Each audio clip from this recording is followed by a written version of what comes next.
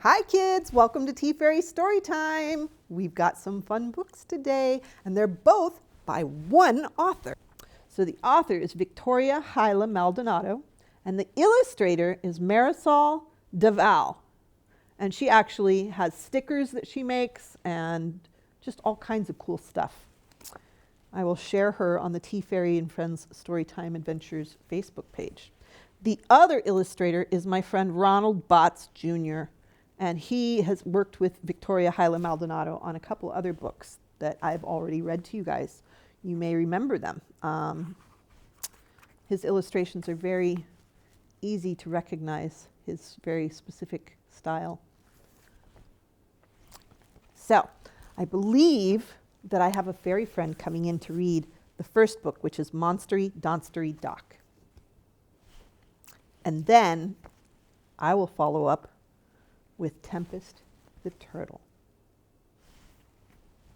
But first, I have a little bit of show and tell. Do you guys like show and tell? So I was trying to think of what would go well with these books that I have at my house. And I have all kinds of random, strange little things. One of the things that I like to collect is rocks. I really like rocks. This is a piece of a geode, and it's sliced really thin. And somebody put these little felt things on the back of it, so it's a coaster for your cups. But you can see all the different rings in it. Can you see all the rings? Isn't it beautiful? And I think what happens is they start with just a little rock, and then over time, more and more stuff gets added onto it, so that it just gets to be bigger and bigger, and so that's why it has little circles. It almost looks like a piece of wood, doesn't it? Like a tree rings, but it's rock rings. The other piece that I have, this is an actual geode, oops, that somebody found. Let's see, I think it goes like that. It was just a big rock that they found. And then they took it home and they used a special kind of blade that cuts the rock in half, and then they polished it. And you can see the crystals deep down inside of it. And again, you can see the layers. There's like a milky layer, and then there's a more clear layer out here, and the crystal-y layer in the center, and then another milky layer. And then the outside is just very rough and dark. You would never know that this beauty lies within by looking at the outside. I kind of think that there's people like this sometimes, that you just don't know what's on the inside, and that they may not look so pretty on the outside, but the inside is amazing. Have you ever met somebody like that? Maybe an older person that is different. Let's see, what else do I have? I have some wooden objects. So the rocks I thought kind of reminded me of turtles. Turtles lay on rocks to sun themselves. And then the wood items that I have are to go with the wooden clock that the mice are going up and down. This is my friend, he's a gnome. What should we name him? I like that name, that's a good name. Okay, so I have 3 different pieces of wood. I have this little piece, it's called Palo Santo. And you burn it, and it smells really good, and you can use it as incense in your house. I have this mushroom that a friend of mine gave me. His name is Neil, and his wife Miriam. And it's a piece of wood that has been carved into a mushroom. And if you look at the bottom of it, you can see the rings of wood. Remember how we were talking about the rings of stone? There's the rings of wood. And you can see the patterns in the wood. When I was a little girl, I had walls that were wooden in one of my bedrooms, because I would stay at my mom's house, my grandparents' house, and my dad's house. And my grandparents' house had wooden walls. And I would sit and stare at the walls, and I would see pictures in them. Like here, this looks like somebody wearing a hood. He's got eyes and a nose. And this looks like a teardrop. And this is a crack. And this kind of looks like, what do you think that looks like? See the pattern? Maybe it's a dragon head maybe? Or, ooh, there's even more up here. It kind of looks like maybe a dinosaur of some sort. If you turn it, does it look different? I see a donkey. There's a donkey's head there. You just never know. You got to look at wood and you can always see different pictures. And then this is from a birch tree. It's actually the bark of the tree, and it's so paper thin that long time ago people actually used to use it as paper, and they would write on it. And what are books made of? They're made of paper. And what is paper made of? It's made of wood. Very good. And so here's a bunch of layers, and look how they're stuck together. You can peel them apart.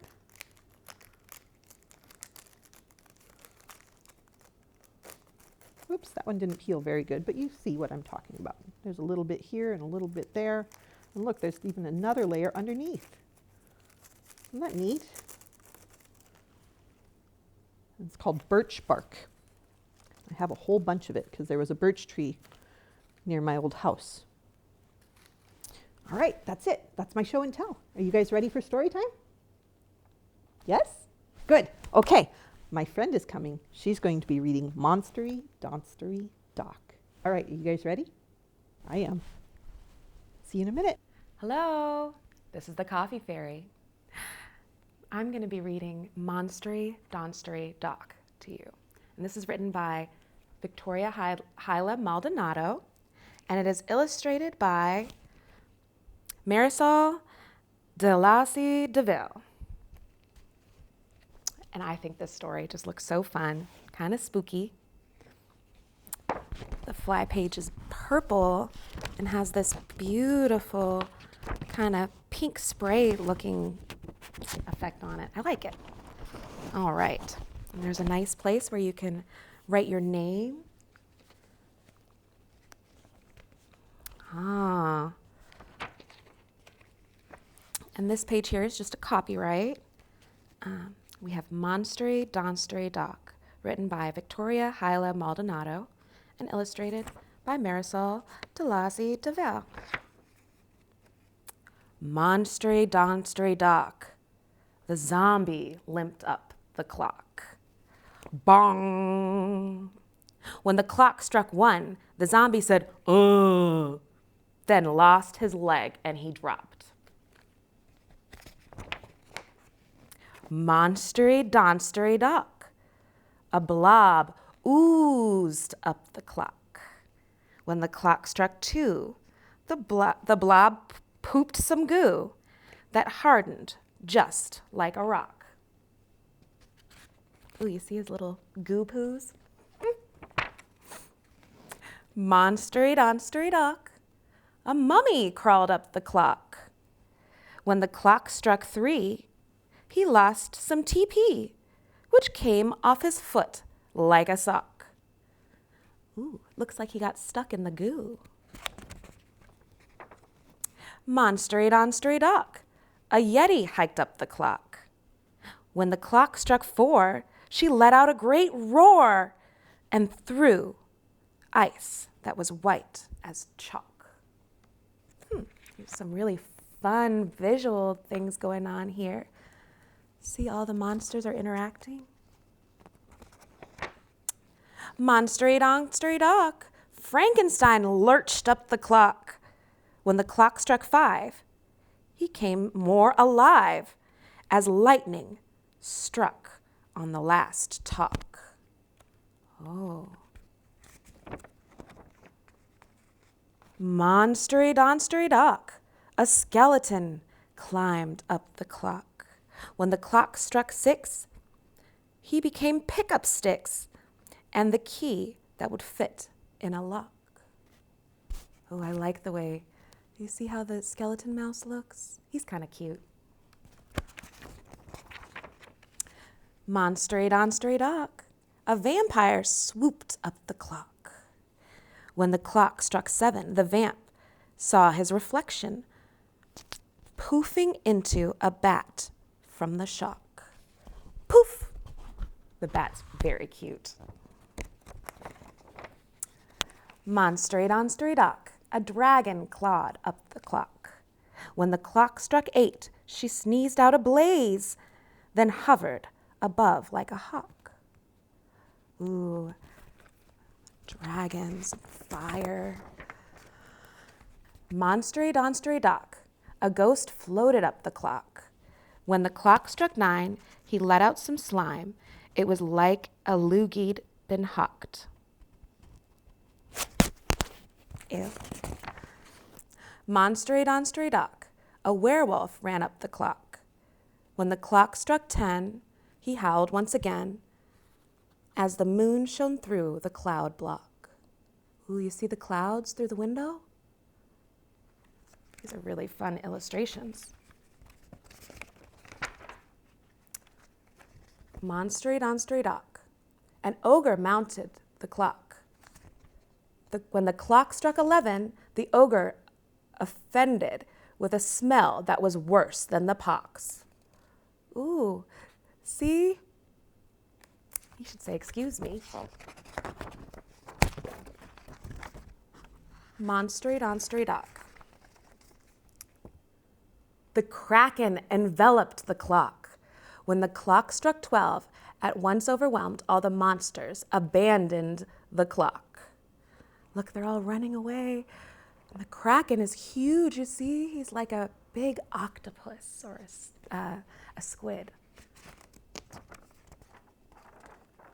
And that's the end. All right, thank you for joining me in reading this book. I'll see you again soon.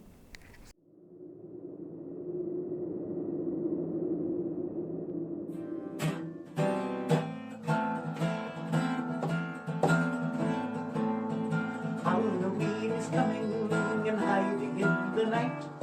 Lots of dark and scary things that make me shake with fright. And I know Billy Bodger and I know Tommy Ray. They say that I'm a coward and they'll make me run away. Now when I got a problem, I take it to my dad. He gave me the best advice that I have ever had. He said, Tommy Ray is sneaky and Billy Bodger's mean, but they're really not that brave or smart, so you can be the queen, 'cause you can learn to be a creature of the night, hiding from the light, keeping out of sight. And when you've learned to be a creature of the night can't scare you anymore. So we went out after dinner, we practiced really hard, doing dark and scary things all around the yard. We made our hands like spiders, we caused our eyes to glow. There's nothing about scaring folks my daddy doesn't know. And I have learned to be a creature of the night, hiding from the light, keeping out of sight. And now that I've become a creature of the night can't scare me anymore. So I went out for Halloween with all my help from Dad. I had the finest Halloween that I have ever had. I barely stopped to trick or treat, I really got around. No one saw me coming and they never heard a sound, 'cause I have learned to be a creature of the night, hiding from the light, keeping out of sight. And now that I've become a creature of the night can't scare me anymore. I met with Billy Bodger on the top of Graveyard Hill. Tommy Ray was with him, I think they're running still. I stood in silent triumph, I heard their screams of fright. Ah! And then I ambled homeward through the graveyard in the night, 'cause I have learned to be a creature of the night, hiding from the light, keeping out of sight. And now that I've become a creature of the night can't scare me anymore. But a man stood in the graveyard, he wore a big black hat. A cape hung from his shoulders like the black wings of a bat. And I thought, it must be Daddy, come out here for a joke. And And so I looked right at him, in my bravest voice I spoke. I told him I have learned to be a creature of the night, hiding from the light, keeping out of sight. And now that I've become a creature of the night can't scare me anymore. But his voice was deep and hollow, a voice I didn't know. He gave an evil chuckle. He said, "Really, is that so?" And a wind blew through the graveyard, and then without a sound, he spread his cape around him and he rose up from the ground. And I thought I was a creature of the night, hiding from the light, keeping out of sight. But when I really saw a creature of the night, I ran like I'd never run before.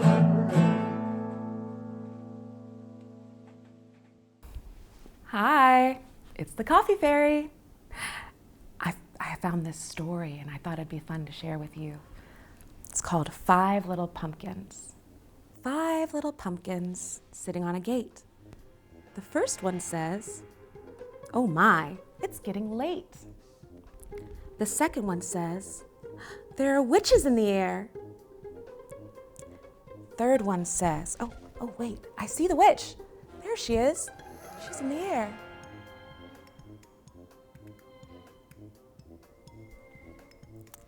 The third one says, "But we don't care."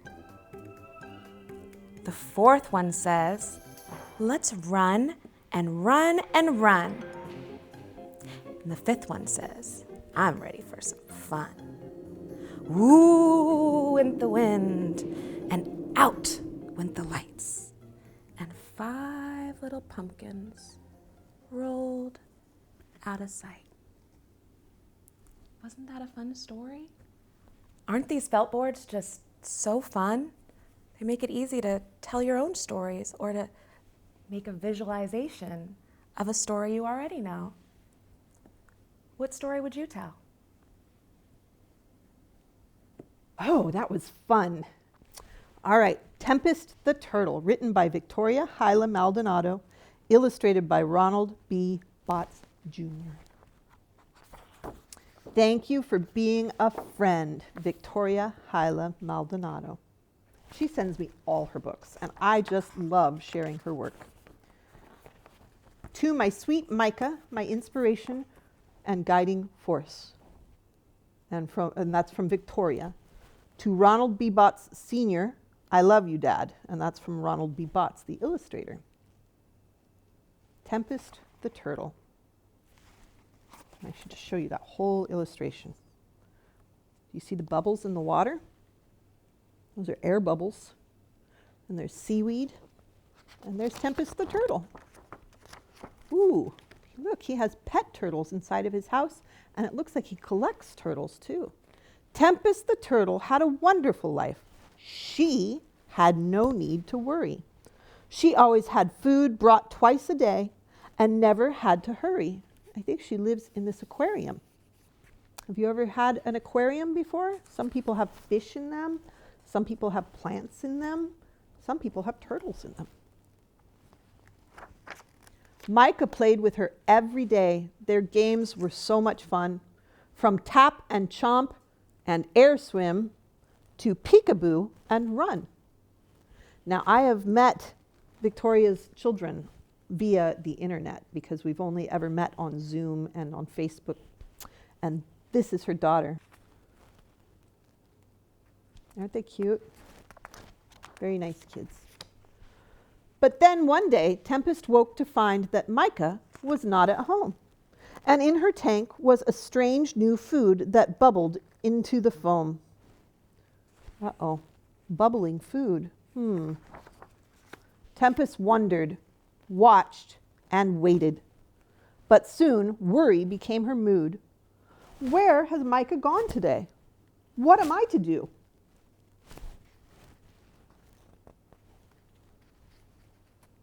Oops. Sometimes we have a hard time turning the page. Tempest missed all the pets and games. She missed the little girl, too. She dived down low and climbed up high. Oh, where did she go? What a cute turtle. It's got big blue eyes. Do you see the big blue eyes? And look at its feet, how it has like claws here, and on the back feet, too. At last, looking up, Tempest saw a gap at the top of the glass that surrounded. Perhaps she is hurt and needs my help, Tempest thought, as her courage rebounded. Pull by pull, Tempest made her way out of her small enclosure of glass. Uh-oh, that's not necessarily a good thing. She's escaping. Do you notice on Tempest's turtle shell that she's got circles, kind of like the circles that are on the rock and the circles that are on the wood? You see? Even turtles have neat patterns.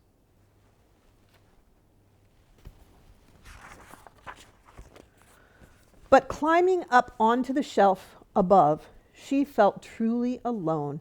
Alas, what will I do without my friend? She thought with much dismay. I'll have to act fast and find a new friend. I need to get on my way. Oh no, where is she going? She looked all about and then smiled so bright when she saw a familiar shape. Ahead of her there upon the shelf was a turtle like her. Oh, wait. As Tempest approached, she clearly could see that this turtle stayed still without movement, never budging its head or flippers an inch.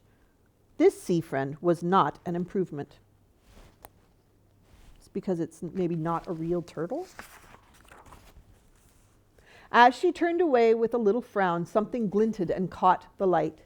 Tempest mirrored the grin turned straight at her, and she rushed toward the gleam with the light. Nearing, she found just a cute figurine, although beautiful, shiny, and bright.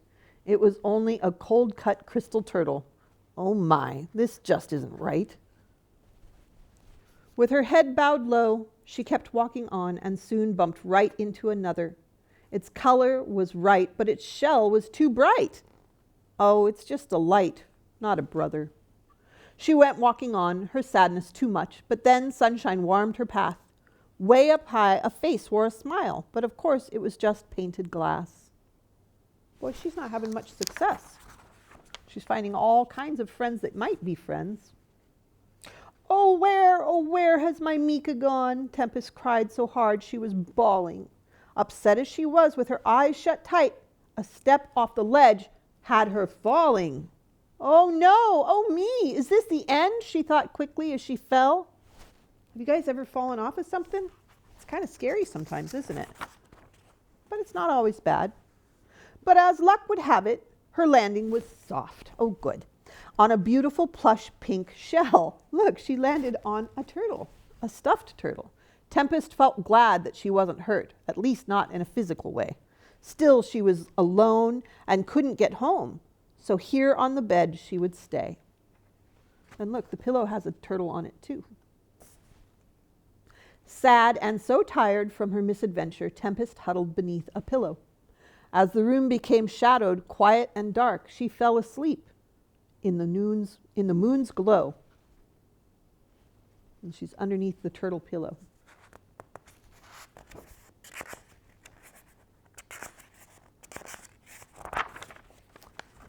Grrr.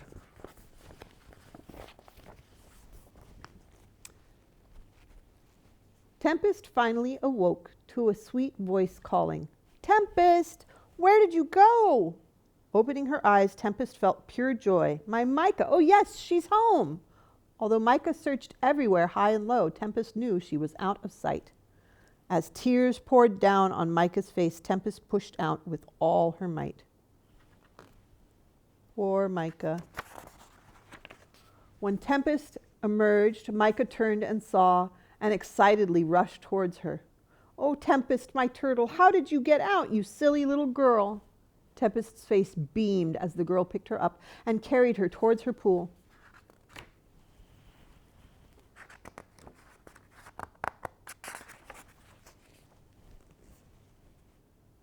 "I knew you'd be lonely every day now that I'm going to school. So I asked my mommy to get you a gift, Micah excitedly shared. As she placed Tempest back in the water, a new turtle was waiting there. Oh, how cute. Look, there's 2 turtles now. So Tempest has a friend. That was nice of Micah and her mommy. She's a friend for you to pass the time, Micah chimed with a tap on the glass. Tempest, meet Lily. Lily, meet Tempest. I know you'll be best friends fast. Love these illustrations. Micah left the room, then at her mother's call, and Tempest swam toward the new creature. Lily just smiled, chirping, "Hello, new friend." Tempest reached out a front foot to greet her. Just like Micah hoped, the turtles grew close and were never alone again. Tempest, Lily, and Micah, too, learned the value of having true friends. Author Victoria Maldonado is a lifelong writer and editor. She has published several women's fiction novels and is the author of the children's book Bartleby the Brave, Tears for the Butterfly, and Monstery Donstery Dock. She lives in the western suburbs of Chicago with her husband and children, and you can visit her on her website at www.victoriahyla.com. That's Victoriahyla. Illustrator Ronald B. Botts Jr. did Bartleby the Brave, and he is self-taught artist, illustrator who enjoys painting and drawing fantasy, plants, and wildlife, and has contributed work to several creative projects. Although a California native, he currently lives in Round Rock, Texas. This is his second children's book. View his portfolio at www.instagram.com/RonaldBottsArt. Botts is spelled B-O-T-T-S. Thank you, Victoria and Ronald. So fun to share your work, always. And I think that about rounds it up for the day. And hopefully you guys enjoyed the episode. I always enjoy spending time with you guys. I hope you have a great week.